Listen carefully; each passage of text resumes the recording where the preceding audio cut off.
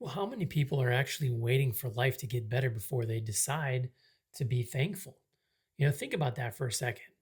Most people, they believe that gratitude comes after the breakthrough, after the healing, after the money shows up, after the relationship gets fixed, and after the anxiety leaves, or after the door opens. But Psalm 95, man, it teaches us the exact opposite. And what if gratitude is not the reward of victory? And what if gratitude is the pathway into it? Okay. Some people listening today are still standing in the middle of uncertainty, right? God is still worthy. Some of you are tired, but you still woke up this morning, right? Some of you are carrying stress nobody knows about, but your lungs are filled with air today. And maybe there's a reason that your spirit feels heavy, right? It isn't because God left. Maybe it's because you've forgotten how powerful thankfulness really is. And today we're going to talk about what happens when you stop approaching God only with request and you start approaching Him with gratitude, right? Because praise changes the atmosphere, thankfulness changes perspective. In worship, it has a way of reminding your soul that God has been faithful the entire time. Well, welcome everybody. I'm Coach Dombrowski. I'm host of the Intentional Grounding Godcast, Letters to Isaiah. I love helping people live out their walk, not just believe it. And today, well, we're going to ground ourselves intentionally in a verse that actually reminds us how we're supposed to approach God in the first place. Not with panic, not with performance, not with pretending that everything is okay, but with thanksgiving. Okay. Psalm 95, it's a call to worship. And the psalm was written in a culture where people gathered publicly to celebrate the goodness of God together. And worship, it wasn't casual background noise then. It was expressive. It was intentional. It was communal. People sang loudly. They remembered God's faithfulness openly. They reflected on His protection, the provision, the miracles, His leadership. And what's interesting is this: the people singing these songs, they weren't living perfect lives. They had struggles, they had enemies, they had uncertainty, they had fear and failure. Yet, the psalmist still calls them to come before God with thanksgiving. That means that gratitude was never supposed to depend on perfect circumstances. So, 95:2. Let us come before Him with thanksgiving and extol Him with music and song. Now, the verse says, let us come before Him with thanksgiving. Before Him. Okay. That means gratitude comes first, right? Before the answers, before the breakthrough, before the solution, before the miracle even becomes visible, right? Thanksgiving is supposed to be the posture we walk into God's presence with. And honestly, yeah, that's hard sometimes, right? Because life has a way of making people focus on what's missing. Like you can have 10 blessings and one problem, right?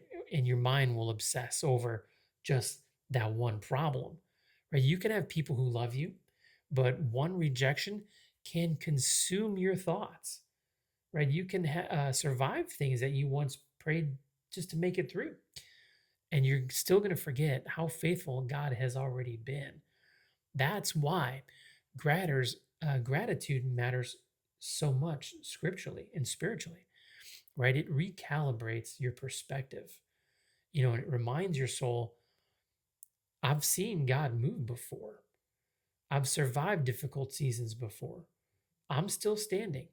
I'm still breathing. I'm still right here. And somebody needs to hear it today.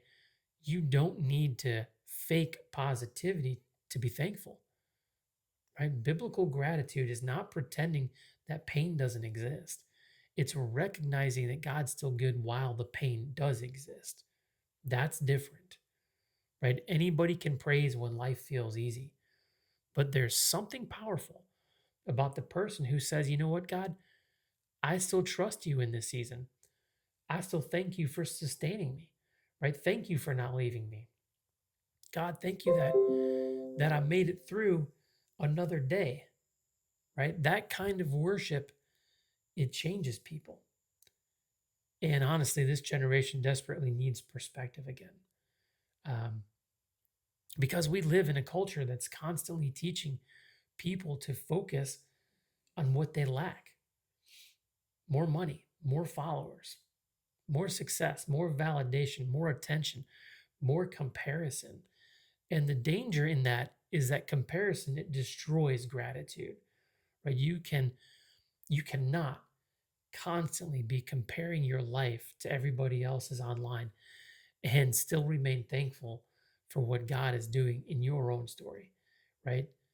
Some of you are overlooking miracles because they don't look flashy enough, right? You survived depression.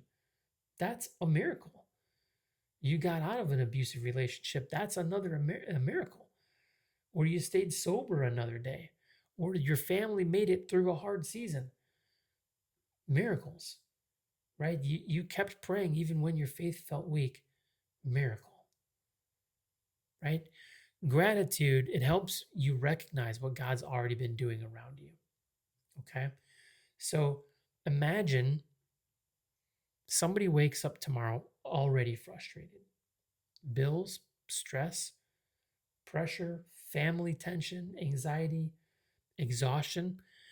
And before they even get out of bed, their mind is already spiraling out of control. Now imagine if they stop for 30 seconds and say, God, thank you for waking me up today.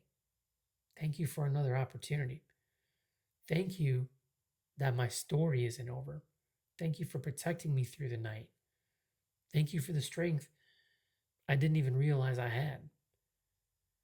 I mean, did their circumstances change instantly? No, but their perspective did, right? And perspective changes how you walk into the day, right? Some people that are listening to they've become mentally trained to notice everything wrong before you notice anything good, right? And I understand why. Like life can be heavy. Disappointment, it changes people, right? Losing somebody, betrayal, stress, it changes people. But if you stay locked in to negativity long enough, your spirit's going to start forgetting how to worship. And I think that's why a lot of people forget or feel emotionally exhausted all the time, right? Not because God stopped moving, but because they stopped recognizing his movement. All right. Now, here's the mindset shift today: gratitude is not denial, gratitude is spiritual awareness, right? It's the ability to say, I still see God, I still see the blessings, I still see purpose. I still see evidence of grace, even in the difficult seasons. And here's how you start rebuilding gratitude intentionally. So, first, start your mornings with thanksgiving before any requests, right? Before asking God for anything that you need, thank Him for what He's already done. Second, stop measuring life against the highlight reels online. Comparison is going to rob your peace faster than almost anything. Third, write down 3 things every day that God has done in your life. Not giant things necessarily, but simple things: provision, strength, a conversation, maybe peace or protection, a moment of joy. Like you'll start realizing God's been moving more than you thought. Okay. Now, if you continue on this journey, right, to continue walking the path of gratitude, you're going to start noticing something very powerful. Your worship is going to become deeper, right? Your anxiety is going to lose some of its control. Your perspective is going to become healthier. Your faith, it's going to become steadier. And, well, because grateful people stop living as though God owes them everything, right? And they start recognizing He's already done more than they deserve. So, what does it mean for you tomorrow morning, right? Before you grab your phone, before you check social media, before you replay every stressful thought in your mind, pause, take 1 minute, right? And intentionally thank God for something. Not because life is perfect, not because every prayer has been answered, but because He's still been faithful. That single moment could completely shift the tone of your entire day. There's there's something else about gratitude that people don't talk about, and that's that the thankfulness, it protects your heart from becoming hardened. Right? When people go through enough disappointment without processing it spiritually, they slowly become very cynical. All right.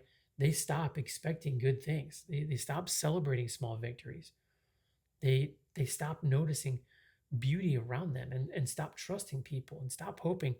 And eventually they stop worshiping with sincerity. Right? That's dangerous spiritually. Right? Cynicism, it slowly convinces people that nothing matters anymore. But gratitude interrupts that process. It softens the heart again. And it reminds you that even after the heartbreak, God still carried you. Even after failure, God still used you, right? Even after the seasons where you felt distant, God still loved you. I mean, some of us have survived things this past year we never imagined we'd make it through, honestly, right? And yet, here we are. I'm talking, you're listening. We're still standing, still searching for God, still trying, still breathing. So don't overlook that. That matters, right? Years from now, people aren't going to remember every struggle that you faced. Fact. But they're going to remember your spirit. They'll remember whether you became bitter or whether you became grounded in your faith. Like your children, your family, your friends. Listen, the people watching your life quietly, they are learning from how you handle the difficult seasons, right? And there's something incredibly powerful about the person who can still say that God has been good to me. Not because life was easy, but because God never abandoned them in the middle of it. That legacy, that matters. Now, to my grandson Isaiah, one day you're going to have moments in life where life feels heavier than you expected it to. You'll have seasons where things don't go according to plan, moments where people are going to disappoint you, days where stress tries to consume your thoughts. And in those moments, I pray that you never lose the ability to be thankful, right? Not a fake happy, not pretending that everything is okay, genuinely thankful for the faithfulness of God. And I hope that you become the kind of man who notices blessings that other people overlook, right? The kind of man that still prays, still worships, still encourages people, still believes God is moving even during those hard seasons, because gratitude will protect your heart in ways you won't fully understand until later in life. And Isaiah, never forget this: a thankful heart sees God differently. I love you. So maybe today wasn't really about learning something brand new. Maybe it was about remembering something that your spirit desperately needed to hear again. Right? Maybe you spent so much time focusing on what's missing that you forgot how much God's already carried you through. So think about the person tonight who almost gave up emotionally this week. They were exhausted. They were mentally overwhelmed, quietly discouraged. But instead of collapsing in negativity completely, they paused, right? And thanked God for one more day.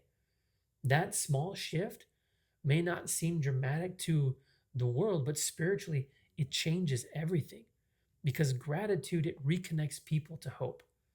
So today, I challenge you before you go to sleep, thank God intentionally for three things: not rushed, not repetitive, not out of routine. I mean, like, really mean it. And you can hear my dog snoring. And watch what starts changing inside of your spirit. Truly. Well, listen, Stanley and I, who's snoring away over here, we appreciate you joining us here today. If this message spoke to you on a deeper level, I encourage you, please share it out with somebody who might need it. You never know who is waiting on a word just like this. And please make sure you like and subscribe our YouTube channel. Join us for live streams. We're live 7:30 p.m. Eastern every day. And catch some shorts, some good messages, and hey, we can lean in together. Until next time, Coach Dombrowski and Snorin Stanley are out. I'll be praying for you.